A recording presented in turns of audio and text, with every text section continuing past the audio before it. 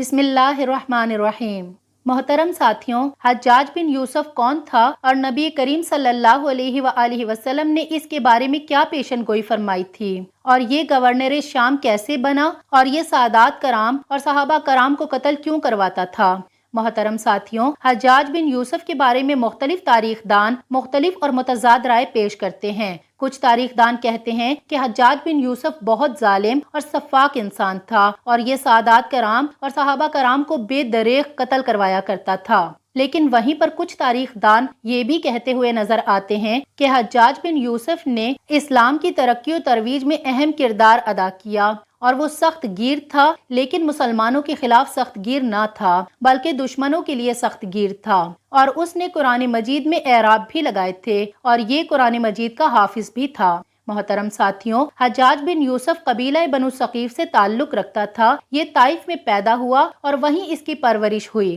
اس کا باپ تدریس کے شعبے سے تعلق رکھتا تھا اور اس کو بھی ایک اچھا مدرس بنانا چاہتا تھا، لیکن قسمت میں کچھ اور ہی لکھا ہوا تھا۔ حجاج بن یوسف شروع سے ہی اپنے ہم جماعتوں کے اوپر حکمرانی کا رویہ اپنائے رکھتا تھا۔ کوئی بھی چیز اس کی مرضی کے خلاف ہوتی تو وہ آپے سے باہر ہو جاتا۔ اس نے اپنے بچپن ہی سے حکمران بننے کا خواب اپنے دل میں سجا رکھا تھا، اور یہی وجہ تھی کہ وہ اپنے باپ کے نقش قدم پر نہ چلا اور حکمرانی کا خواب پورا کرنے کے لیے عبد الملک بن مروان کے ایک وزیر کے گھر پر ملازم ہو گیا۔ وزیر اس سے بہت زیادہ خوش ہوا کیونکہ حجاج بہت اچھا منتظم ثابت ہوا، اور اس کے مالک نے جلد ہی اس کی صلاحیتوں کو بھانپ کر اسے ترقی دے کر مستقل اپنی جاگیر کا انتظام اسے دے دیا۔ انہی دنوں عبد الملک بن مروان کو اپنی فوج کے اندر سستی اور کاہلی کی شکایت ہوئی تو اس نے اپنے وزیر سے اس کے بارے میں بات کی، تو اس کے وزیر نے کہا کہ میں آپ کو ایک ایسا شخص دیتا ہوں جو اپنی سخت گیری اور انتظامی امور کی وجہ سے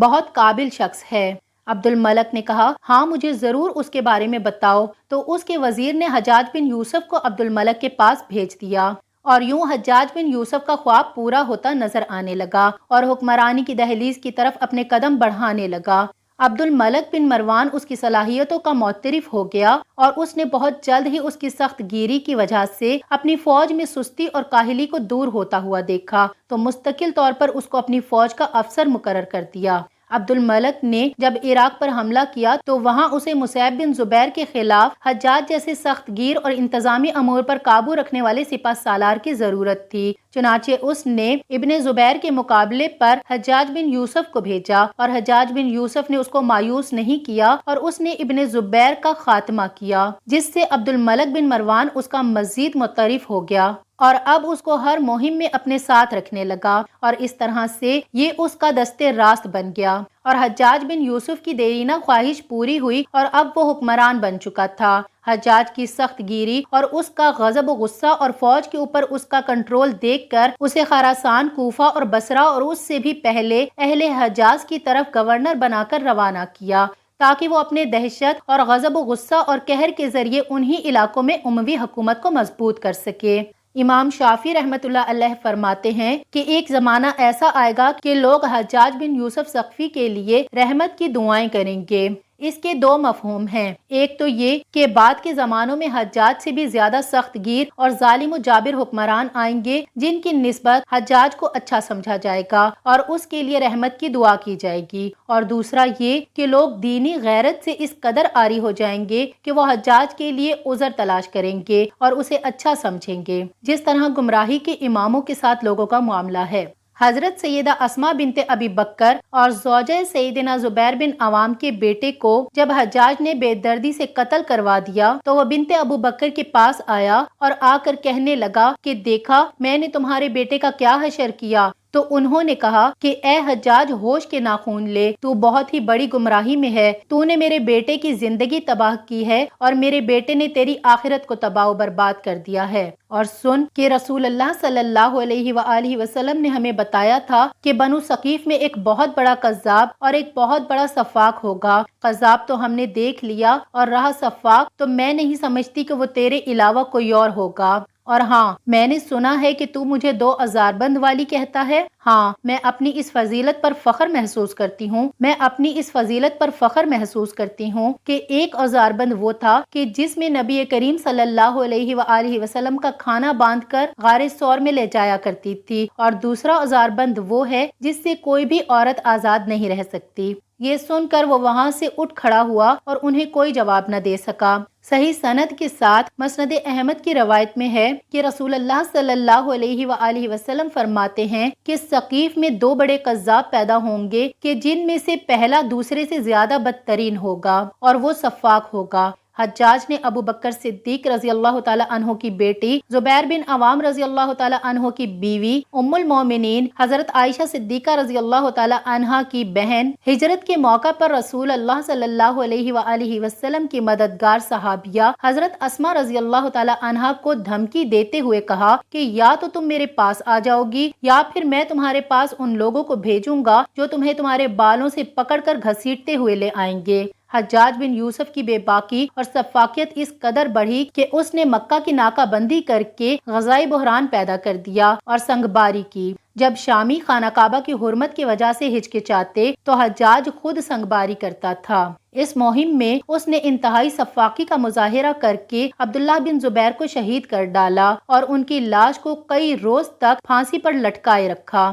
اس کا نتیجہ یہ نکلا کہ اسے حجاز کا ولی مقرر کر دیا گیا۔ بہت سے تاریخ دان اس بات پر اجماع کرتے ہیں کہ حجاج بن یوسف نے قرآن مجید پر اعراب لگائے تھے اور وہ قرآن مجید کا حافظ بھی تھا، لیکن دوسری طرف وہ سادات کرام اور صحابہ کرام رضی اللہ تعالی عنہ کو اور ان کی اولاد کو بلا وجہ قتل بھی کرواتا تھا۔ چنانچہ اس طرح کی قتل و غارت گری اور ظلم اور سفاکیت اور خانہ کعبہ کی بے حرمتی کے سامنے قرآن مجید کو حفظ کرنا یا اس پر اعراب لگانا کچھ معنی نہیں رکھتا۔ علامہ مودودی فرماتے ہیں کہ حجاج بن یوسف کو ایک بہت بڑی خطرناک بیماری لاحق ہو گئی۔ بہت سارے حکماء سے علاج کروایا لیکن کوئی افاقہ نہ ہو سکا۔ ایک دن کہنے لگا کہ اللہ تو اپنے بندے سے 70 ماؤں سے زیادہ پیار کرتا ہے، چنانچہ میری استغفار کو بھی بہت قبول فرما لے گا۔ جب امام حسن بصری رحمت اللہ علیہ کو اس بارے میں پتہ چلا تو آپ نے فرمایا حجاج بن یوسف کتنا نادان ہے کہ وہ دنیا بھی اپنی مرضی کی گزارنا چاہتا ہے اور آخرت کی زندگی کے بارے میں بھی چاہتا ہے کہ وہ اس کی مرضی کی ہو، یعنی اللہ سبحانہ و تعالی اس کو معاف فرما دے۔ حجاج بن یوسف پیٹ کے عجیب و غریب مرض میں مبتلا ہو گیا تھا اور ایک دفعہ ایک حکیم نے گوشت کا ایک ٹکڑا ایک دھاگے سے باندھ کر حجاج بن یوسف کے گلے میں اندر اتارا اور جب اس کو واپس نکالا تو وہ عجیب طرح کے کیڑے مکوڑوں سے بھرا ہوا تھا۔ اس سے اس قدر بدبو پھیلی کہ تمام لوگ اٹھ کر بھاگ گئے اور وہ علاج کرنے والا حکیم بھی اٹھ کر بھاگ گیا۔ علماء کرام فرماتے ہیں کہ اگر ظلم کی بات کی جائے تو آنکھوں کے سامنے حجاج بن یوسف کا نام زندہ ہو جاتا ہے۔ حجاج بن یوسف کا جب موت کا وقت آیا تو ماں نے کہا بیٹا مجھے لگتا ہے کہ اللہ تم کو جہنم میں ڈال دیں گے۔ یہ سن کر حجاج بن یوسف بہت زور زور سے ہنسنے لگا۔ ماں نے حجاج کی اس ہنسی کو دیکھ کر سوچا کہ شاید جہنم کا نام سن کر پاگل تو نہیں ہو گیا، تو حجاج بن یوسف نے اپنی والدہ سے کہا کہ اے حجاج کی ماں، روز قیامت جب اللہ تم سے کہے گا اگر میں تم کو اس بات کا فیصلہ کرنے کا حکم دے دوں کہ تم تجویز کرو کہ تم اپنے بیٹے کو کیا سزا دینا چاہو گی، تو ماں نے مسکرا کر کہا کہ اگر مجھے اللہ سبحانہ و تعالیٰ اس بات کی اجازت دے کہ تم اس کے اوپر فیصلہ کرو تو میں تم کو جنت میں داخل کرنے کا فیصلہ دوں گی۔ تب حجاج بن یوسف نے کہا کہ ماں تو ایک ہے، اتنا جاننے کے بعد بھی اگر تم مجھے جنت دے سکتی ہو تو میرا رب 70 ماؤں سے زیادہ محبت کرتا ہے۔ حجاج بہت ظالم تھا، اس نے اپنی زندگی میں ایک خون خوار درندے کا روپ دھار رکھا تھا۔ ایک طرف موسیٰ بن نصیر اور محمد بن قاسم کی گردنیں اڑا رہے تھے اور دوسری طرف وہ خدا کے بندوں، ولیوں اور آل صحابہ اور علماء کے خون سے اپنے ہاتھ رنگ رہا تھا۔ اس نے 1,20,000 انسانوں کو قتل کیا ہے۔ اس کے جیل خانوں میں ایک ایک دن میں 80,000 ہزار قیدی ایک وقت میں ہوتے تھے، جن میں سے 30,000 عورتیں تھیں۔ اس نے جو آخری قتل کیا وہ عظیم تابعی اور زاہد و پارسا انسان حضرت سعید بن جبیر رضی اللہ تعالی عنہ کا قتل تھا۔ انہیں قتل کرنے کے بعد حجاج پر وحشت سوار ہو گئی تھی اور وہ نفسیاتی مریض بن گیا تھا۔ حجاج جب بھی سوتا حضرت سعید بن جبیر رضی اللہ تعالی عنہ اس کے خواب میں آ کر اس کا دامن پکڑ کر کہتے کہ اے دشمن خدا، تو نے مجھے کیوں قتل کیا؟ میں نے تیرا کیا بگاڑا تھا؟ جواب میں حجاج کہتا کہ مجھے اور سعید کو کیا ہو گیا ہے؟ محترم ساتھیوں، امید کرتی ہوں کہ تاریخ پر مبنی یہ ویڈیو آپ کو پسند آئی ہوگی۔ اسی طرح کی مزید معلومات کے لیے چینل کو سبسکرائب کیجیے اور کمنٹ باکس میں اپنی قیمتی رائے کا اظہار ضرور کیجیے۔ السلام علیکم ورحمۃ اللہ۔